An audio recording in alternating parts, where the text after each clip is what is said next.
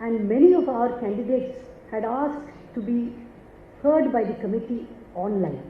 And one of our candidates, a young girl, was sitting in the remote village in Kanyakumari. Connectivity was a challenge, but the strength of that candidate was her resilience.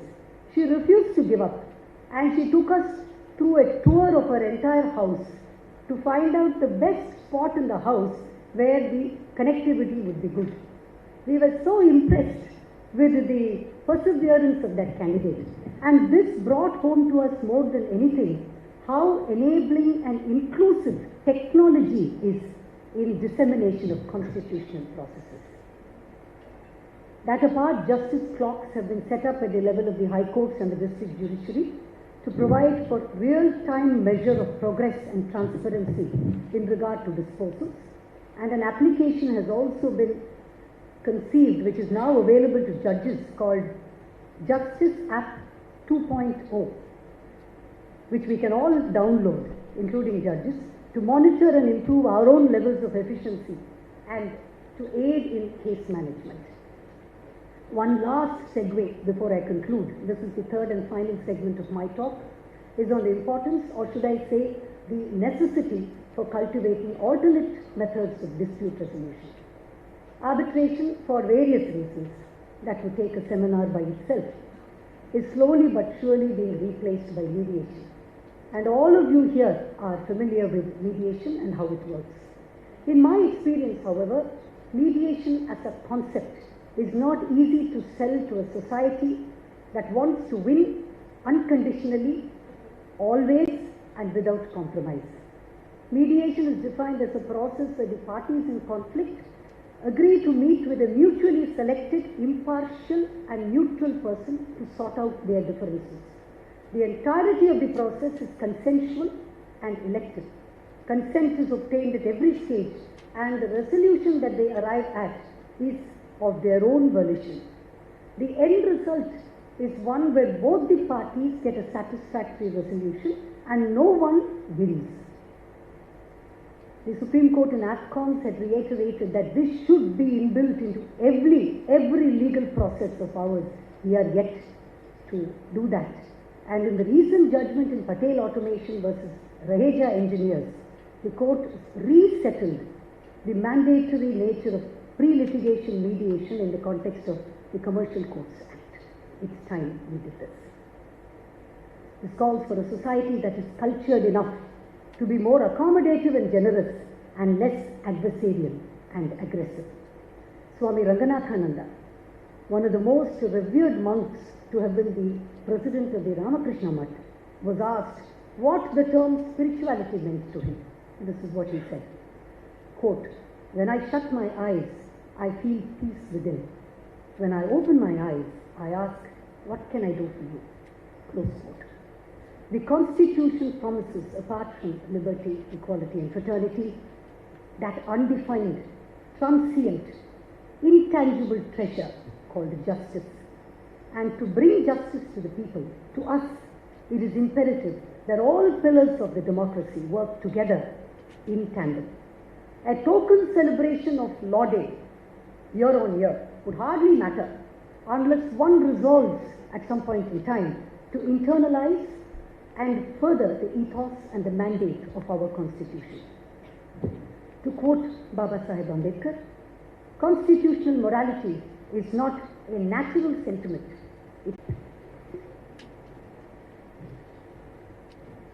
Most Honorable Justice Dr. Anita Suman, senior dignitaries on the dais, senior members of the legal fraternity,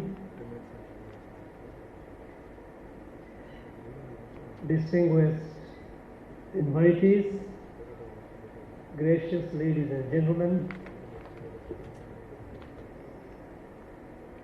it's a matter of great satisfaction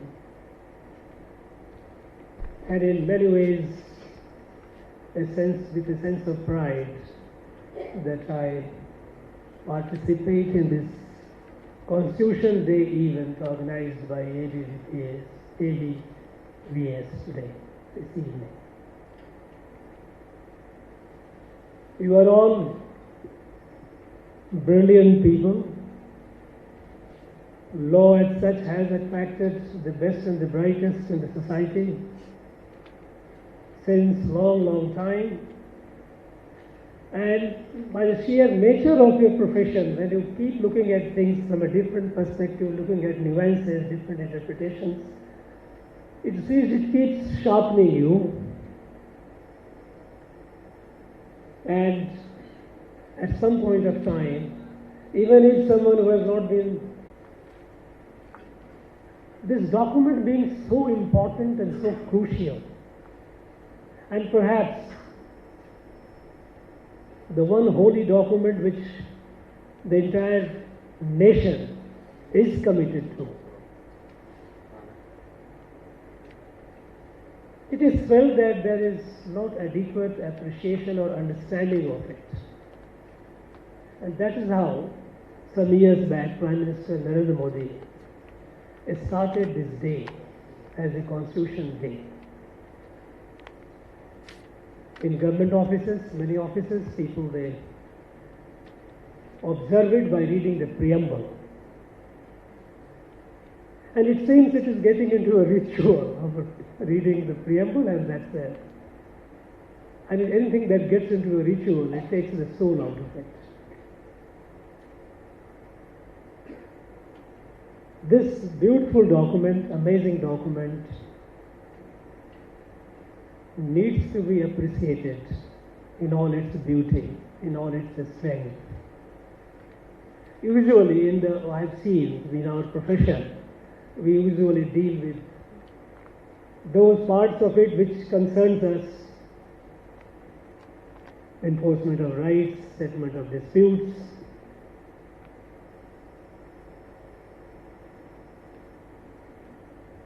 constitutional validity of a legislation. But this is much more than that. And at a time today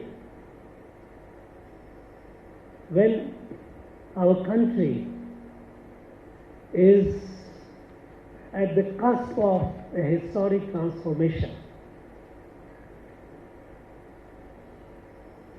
because we know that the country with unprecedented self-confidence is moving forward with a sense of destiny to be a fully self-sufficient, a developed country,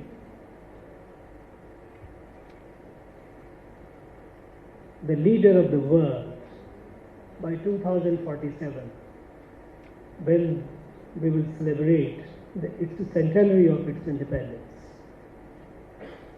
In this journey, the next 25 years, how this Constitution is going to guide us? Well, justice delivery system, we all talk about it, and we must continue talking about it, how to make it a speedy. We have a backlog, we have a lot of problems, we have to find alternative system of or means of justice delivery, dispute resolutions, use of technology. All these must go side by side. These are all must. We cannot ignore any of these without a heavy cost. But along with that, something more. This is a document for the nation, for the country, for building this nation. While it protects the rights of its citizens and fundamental rights of individuals, collectively, this is a document for building a strong nation. And here, this evening, I will use this opportunity to highlight or to deliberate some aspect of it. You know, the Article 1 of the Constitution it says India, that is Bharat, shall be the union of states. Shall be the union of states is fine. But India is being introduced as Bharat. Now, when you ask this question, in fact, I have read quite a few, perhaps I might have missed out, some of you could enlighten me. In any commentary of the Constitution, I have not seen that part of it talked about. Union, yes, we have talked about a lot about union, but India is being introduced as Bharat. India, that is Bharat. What is Bharat? How and when this Bharat came into being? Because this question, which we all seem to be living with in our subconscious, at the conscious level,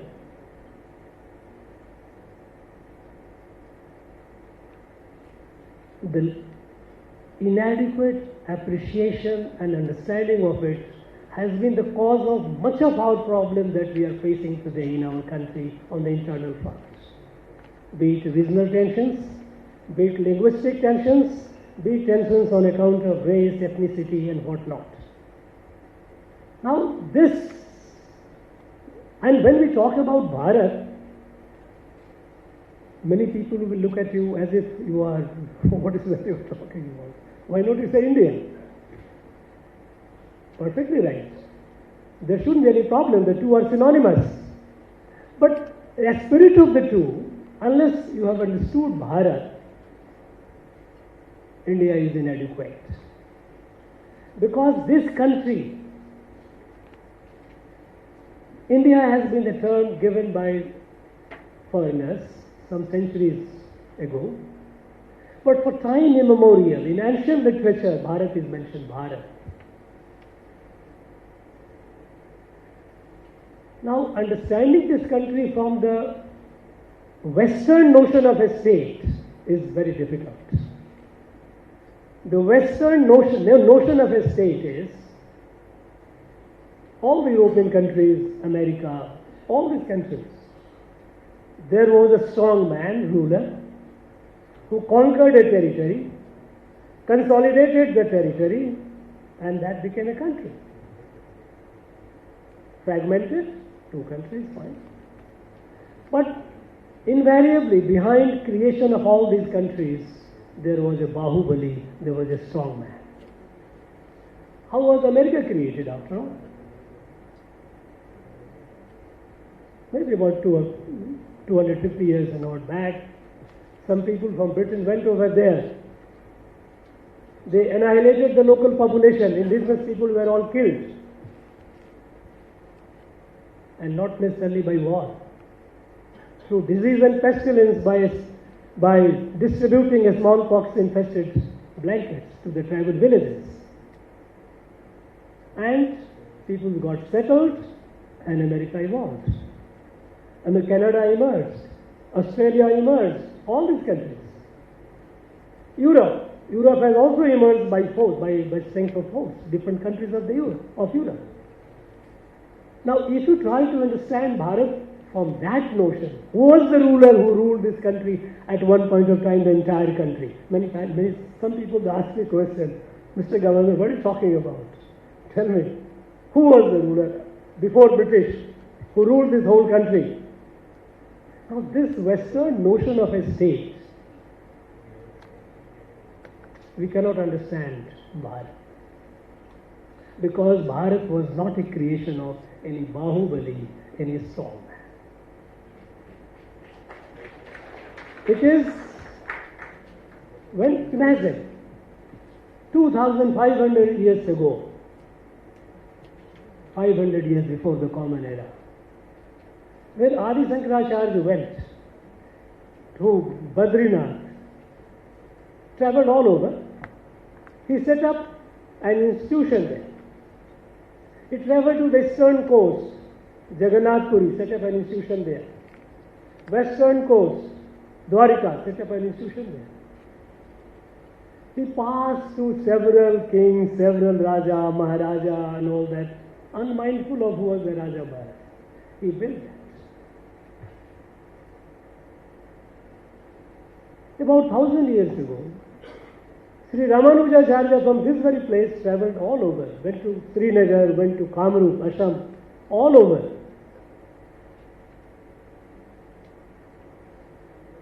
Spread the message which he wanted to spread.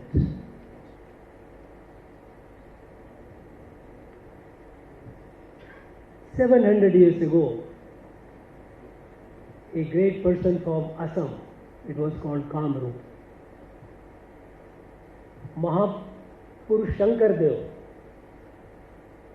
he came at the age of 30 years. He lived for, by the way, he lived for 119 years and very healthy life. At the age of 30, he came to this land. He came to Rameswaram, he studied, he came to Kanchi, studied, went to Kashi, studied, went back. And the first poem he composed was Dhanya Dhanya Bharat Bhumi.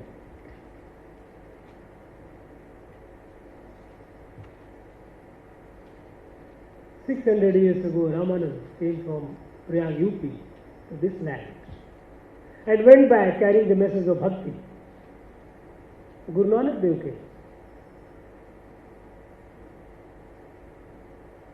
In the about 4th century, one of the Pallava prince went to Nalanda, studied, became Acharya. He taught, he was christened Bodhi Dharma. He taught there. After teaching for several years, he came back. And by sea route, he went to China and introduced Buddhism to China. The Chinese emperor welcomed him and gave him a lot of land at Shaolin. You might have seen in the film, in the martial arts and all, Shaolin. Martial art, it was a Bodhidharma who took from this land to China. Now, from here, traveling to Nalanda, from Kamrup, from Kashmir, people coming from one end to the other. It was about nearly 125 years ago, my grandmother, from a remote village, she travelled all the way to Rameswaram for pilgrimage. And she, in my childhood, I used to hear her stories how she travelled. She didn't feel the barrier of language. She didn't feel she was travelling to any other country or any other land. There were many Rajas, Maharajas and all that. She travelled to Dwarika, she travelled to, because it was mandatory for many people that in your lifetime you must visit these places. What is this?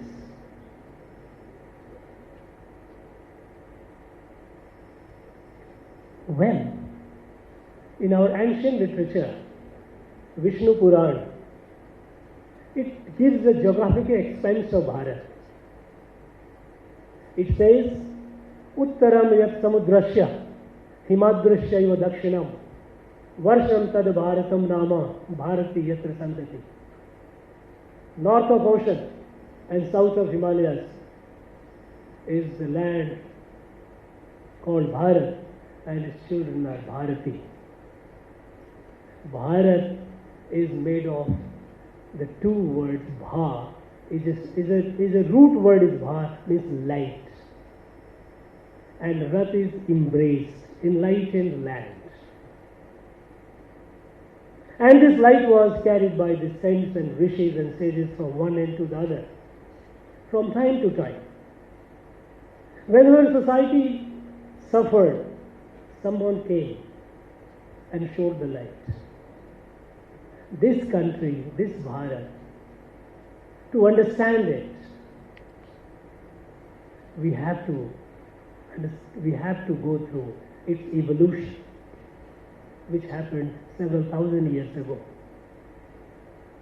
Even in our day-to-day rites and rituals, we invoke Bharat many times without knowing it, because the priest says it and you just listen to it. when we take dip, some people recite this sloka, which invokes waters of all the rivers of this country. Ganga cha Jamune chaiva Godavari Saraswati Narmada Sindhu Kaveri Jale Yasmin Samnidhim Kuru. From Sindh, Ladakh to Kaveri here. Let waters of all these be present here. Invocation. This lives in our heart.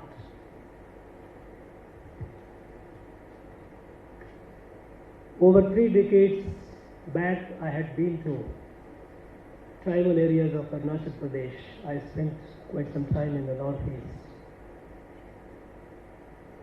There is a tribe. British started calling them tribe. We also started calling them tribe. Idu Mishmi.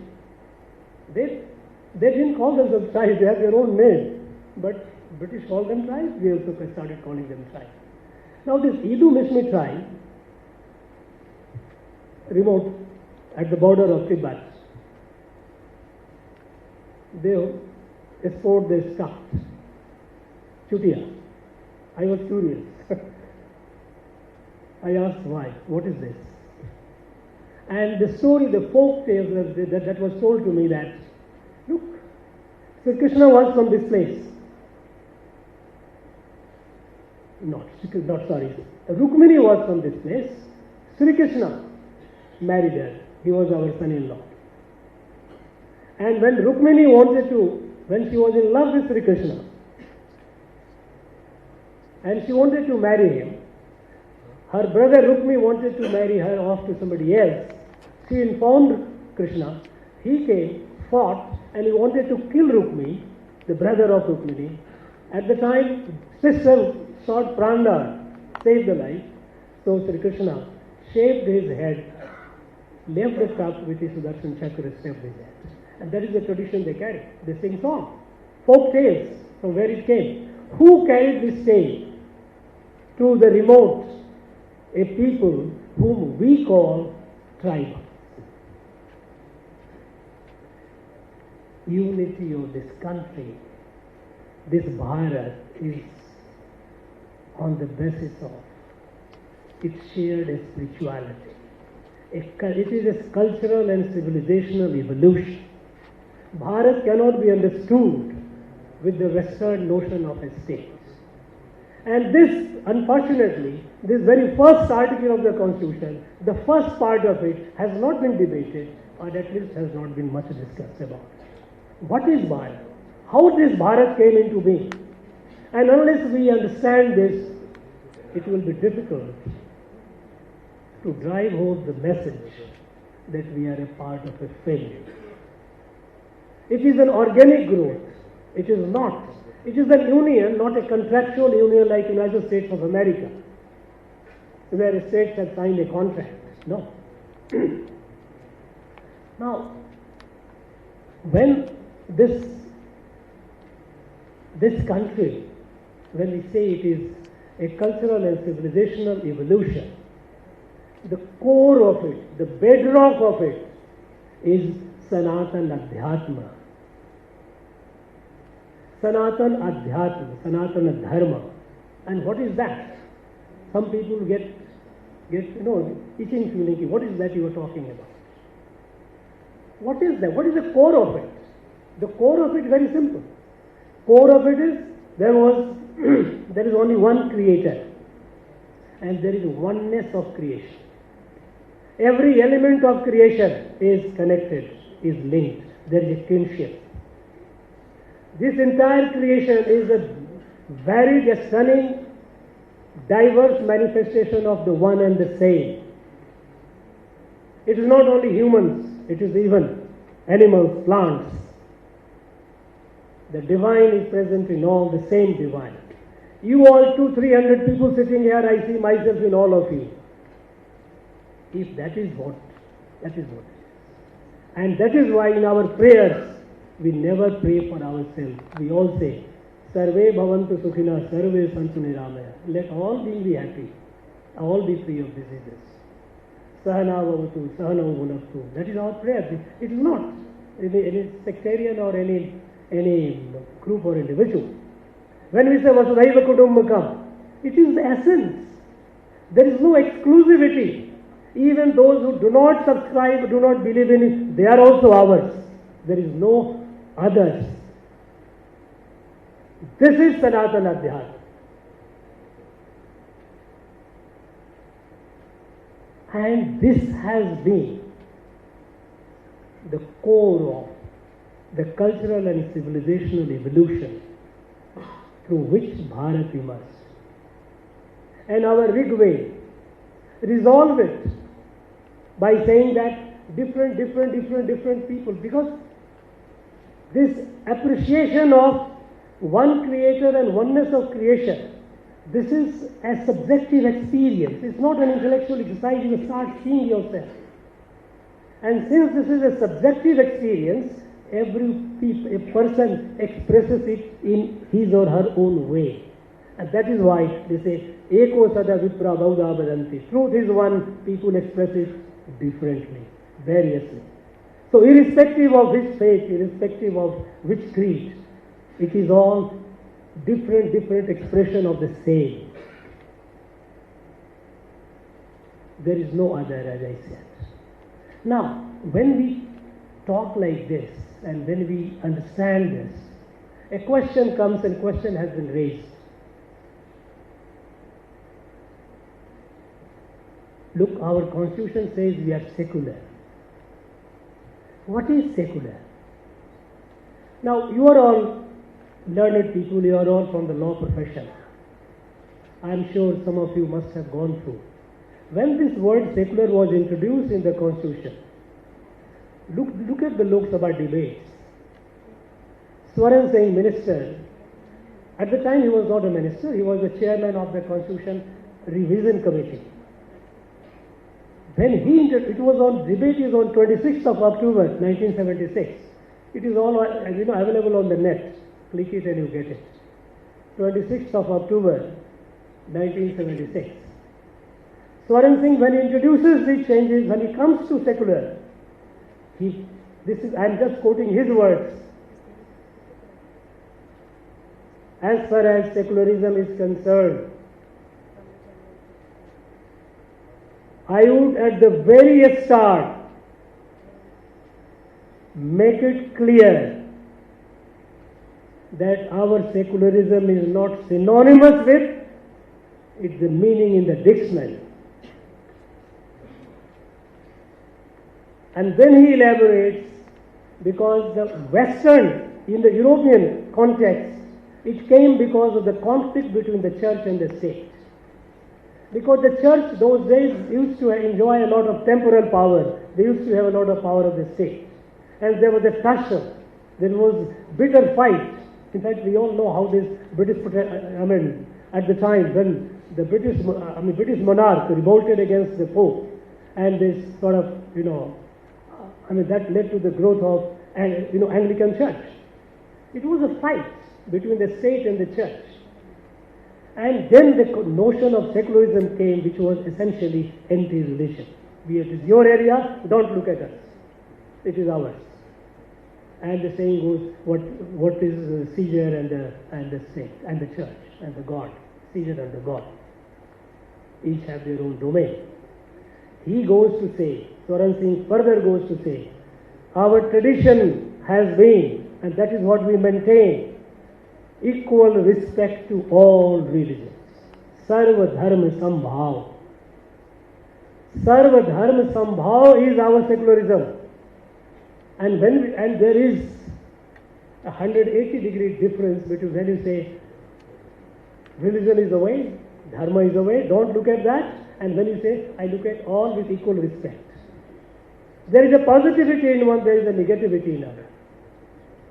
There is just one is the opposite of the other.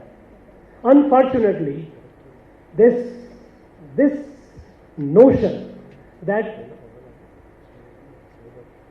a state need not or should not talk about religion, and those who are holding the position in the state should not talk about religion, I think that's not a very healthy and positive, or that's not the correct interpretation of the Constitution. Because our secularism is Sarva Dharma Sambhav, equal respect to all faith, all religion.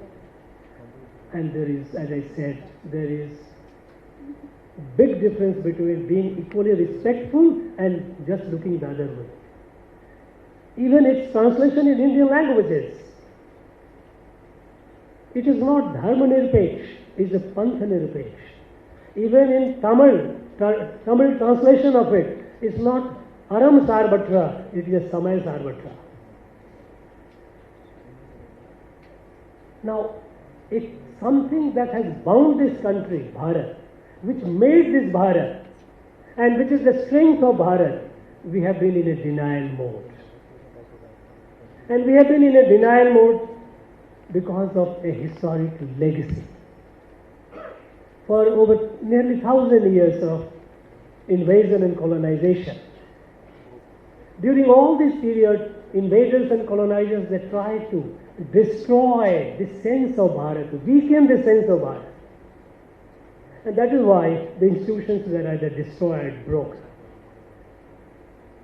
And when the British came to this country in the year 1600 through the East India Company.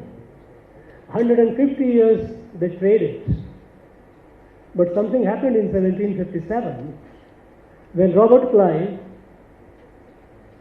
he defeated Siraj-ud-Dowlah and captured Bengal. When he captured Bengal, now a business company, a trading company got a territory. Now Clive realized that administering a territory is not a company job. We are businessmen. So he wrote a letter to his company headquarters, to the board of directors, making a recommendation that now we have captured a territory and we may capture more. Ours is a trading company. Administering a territory is not our job, our profession is, we cannot do that. So let the administration be taken over by the British government. And this later was hugely debated in the British government. At the time, they had an advisor to the British government, advisor on colonial affairs. Because Britain had an experience of colonizing North America. They had, and they were in some way, they are moving towards the east also.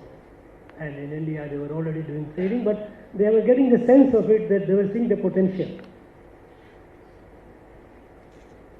At the time, Professor Adam Ferguson of Edinburgh University was the advisor to the British government on colonial affairs. Adam Ferguson.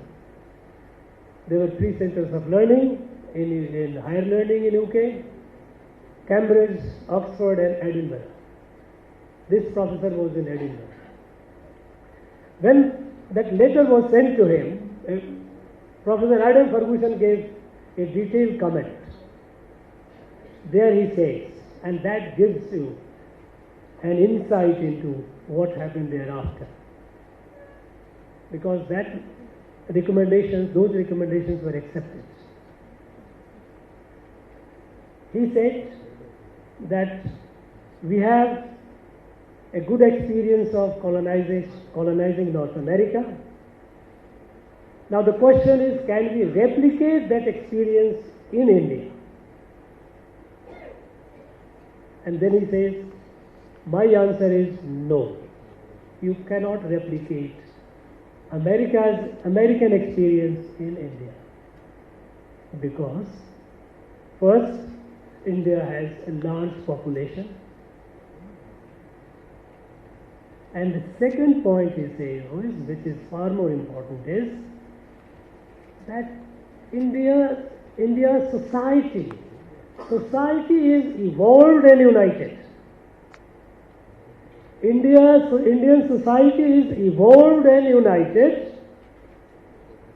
As a result, you cannot replicate your American experience here. They didn't talk about hundreds of Rajas, Maharajas. They talked about society. Indian society is highly evolved and united. You cannot replicate your American experience in India. And then he recommends further that the objective of the British Empire should be, emerging empire in India should be, transfer of as much wealth as speedily as possible from India to Britain. Very candid, clear, no ambiguity. Transfer of as much wealth as speedily as possible from India to Britain. And then he comes down further, says, for this, inevitably, it will require frequent breaking and bending of rules. And if the British government takes over, the servants of the crown would be quoting rules, regulations, they will create hurdles in this transfer of wealth. Whereas if the company does, you will look the other way. So, control the company by proxy. Let the company do. Objective should be to transfer of as much wealth as speedily as possible.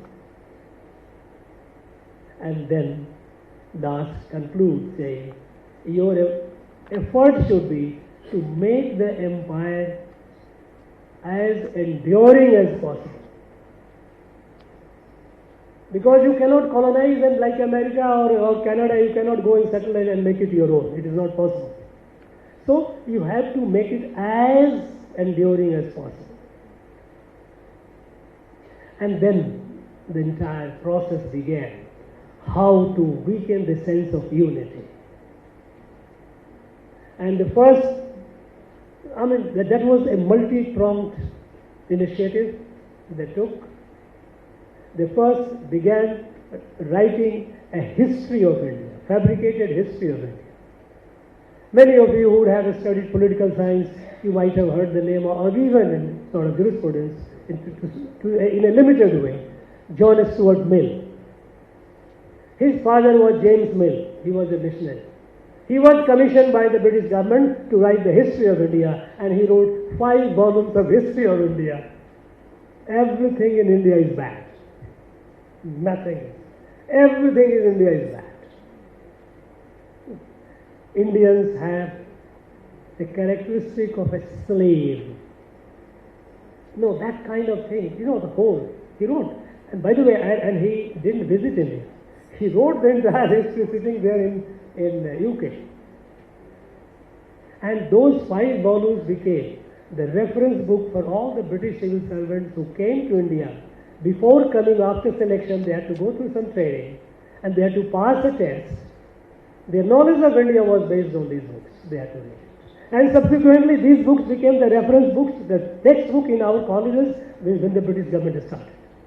They were here. It was there in I read this book in my father's library. My father was a teacher. And this is one.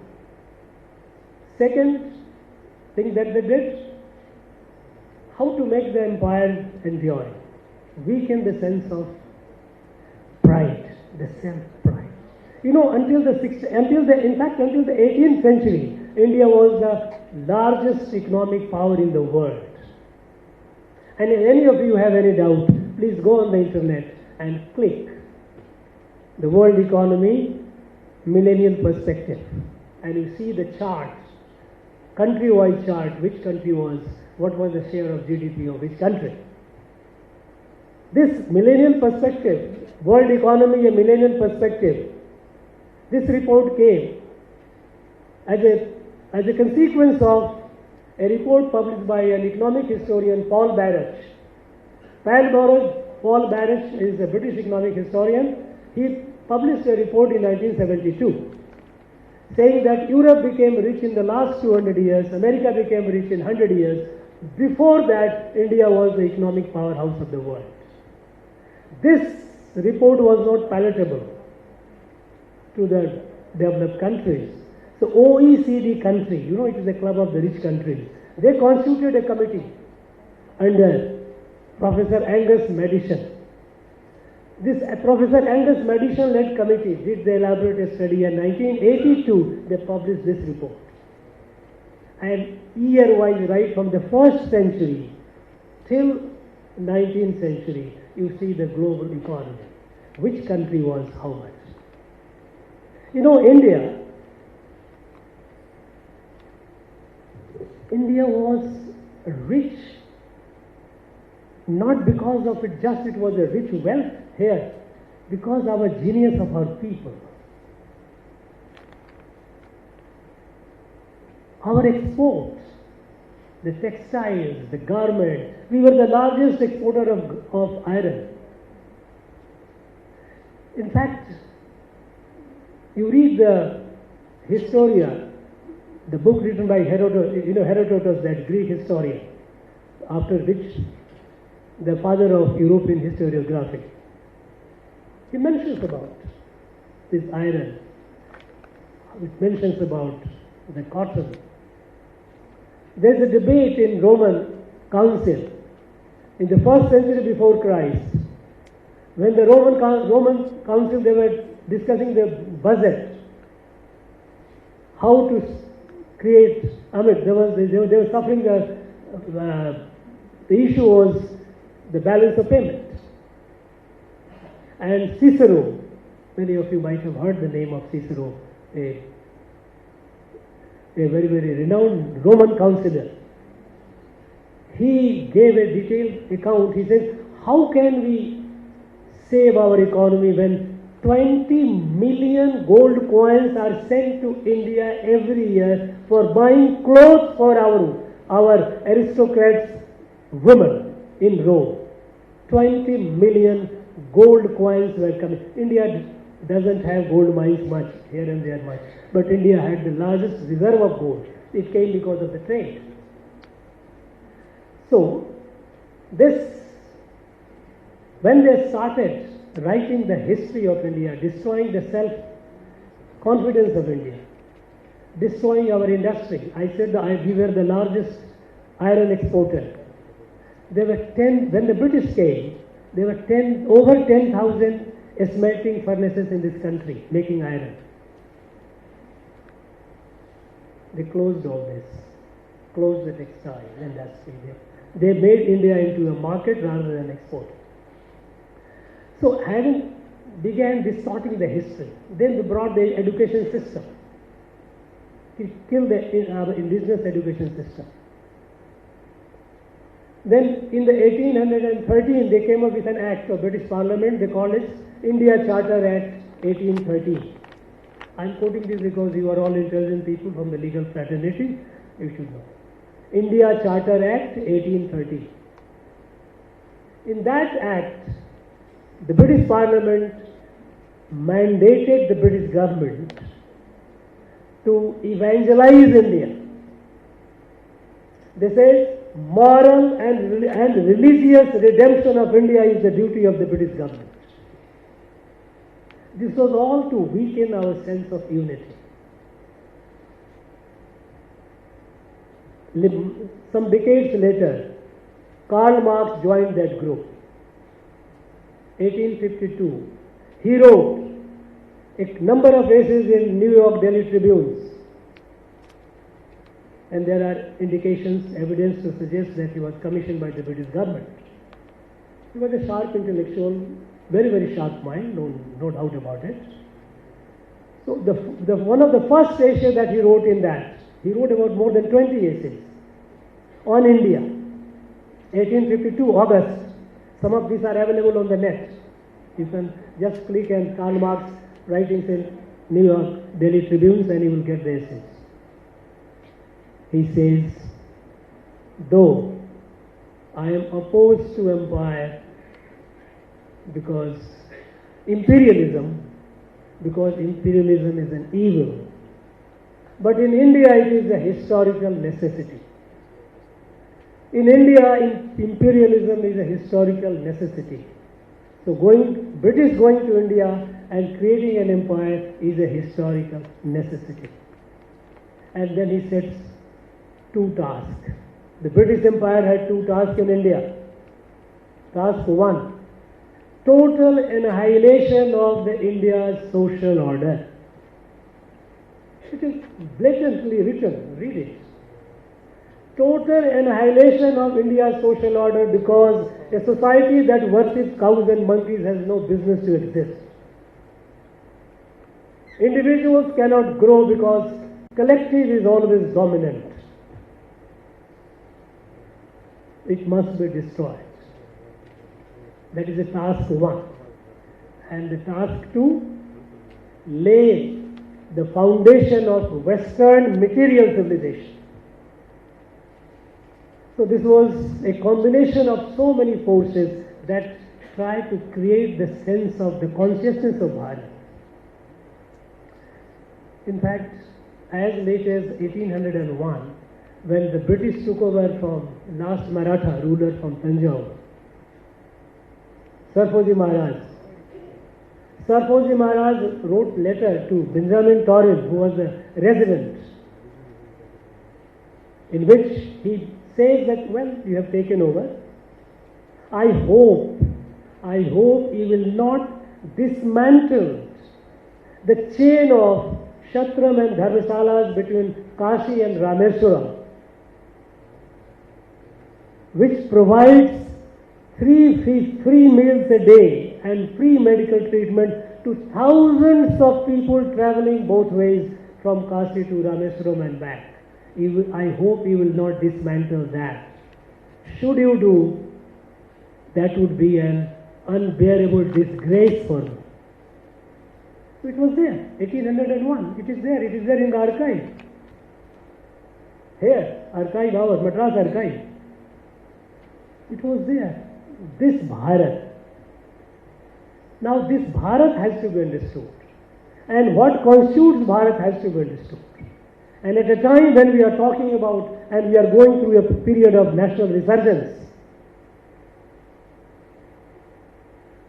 it is all the more important that we must understand, we must discuss, we must not feel shy, we must confront this question frontally, because our constitution, I was told, I just heard Justice Aditya talking about there are sounds and silences.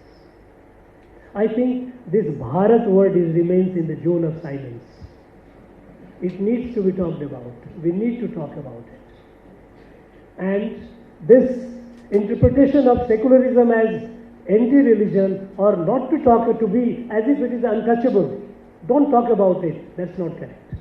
Because if you do that, there is no Bharat. What is this that unites this country, as I said, sitting in the Assam and Arunachal and Kashmir and people of Tamil Nadu? It is this Sanskriti, it is our culture, shared spirituality, which believes in Vasudhaiva Kutumbakam. No one is there, no one is an outsider. All are part of a family, Kudumbam. Today, we are moving forward with that sense. We have a national leader who looks at country as a kudumbam. Some people have difficulty. It is not their fault because they have been educated, trained that way. But in due course, they will also learn. I think this was your evening of your celebration. I think I have no sense of time. Thank you very much, friends. Have a good time. Good evening. Thank you. Jai Bharat.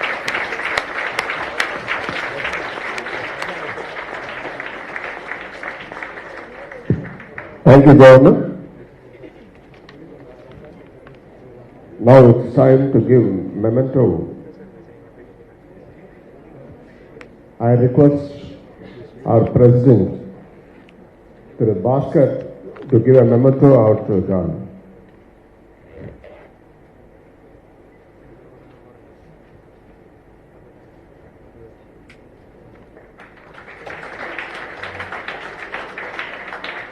I request Mr. B. Rajesh Saravanan to come and give a memento to our Honorable Justice Anita Smith.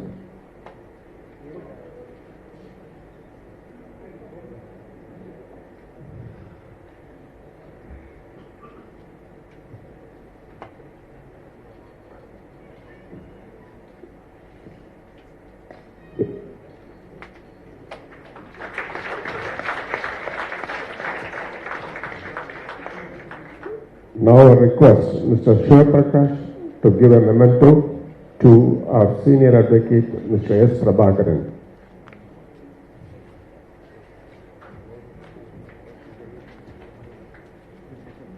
I request Mr. Ravi Meenakshi Sundaram to give a memento to our Additional Solicitor General of India.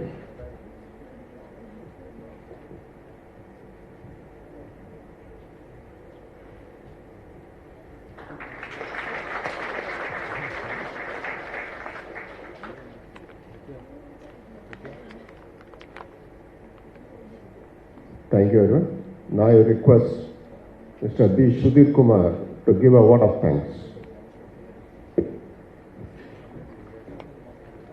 Good evening. I consider it a great privilege to propose a vote of thanks to all the dignitaries who have made it convenient to attend this 73rd Constitution Day organized by Akhila Bharata Vazhakkarajal Sangam. We are deeply grateful to His Excellency, the Honorable Governor of Tamil Nadu. His presence today in this function has immensely enhanced its importance. We are extremely grateful to you, sir, for your insightful address. Thank you, sir. Our sincere thanks to Honorable Justice Anita Suman for presiding over this function and for an enlightening address. Lordship, your address was unique as always. Thank you, Lord. Our deep gratitude to learned Additional Solicitor General of India, Shri R. Shankaran Narayanan, for felicitating the guests, and to Shri Prabhakaran, Vice Chairman, Bar Council of India, for administering the Constitution Day oath. Our heartfelt gratitude to Shri Karunanidhi, Member, Law Commission of India, for his presence today, and Deputy Solicitor General of India, Shri Rajesh Vivekananda. We have been fortunate to be assisted by our President, General Secretary, and Vice President of the organization. All have been a constant support, and they have given us a lot of encouragement. Thank you. My sincere thanks to all senior advocates, panel counsels, law professionals, and bar association members, and participants who made the event memorable one. I would like to thank all of you present here for making the time to be with us today and helping us to make this event a grand success. Your participation and suggestions always help us. Finally, my thanks are due to my team members of this organization who have worked with great dedication to make this program a success. Thank you all. Now let's all rise for national anthem.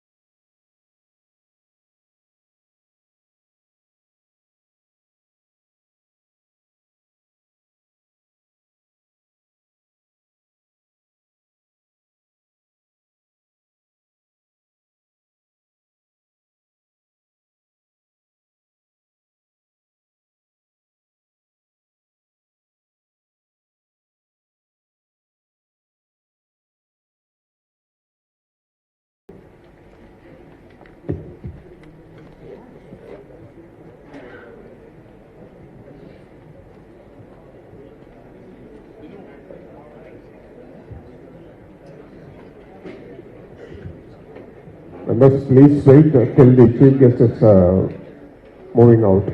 Thank you.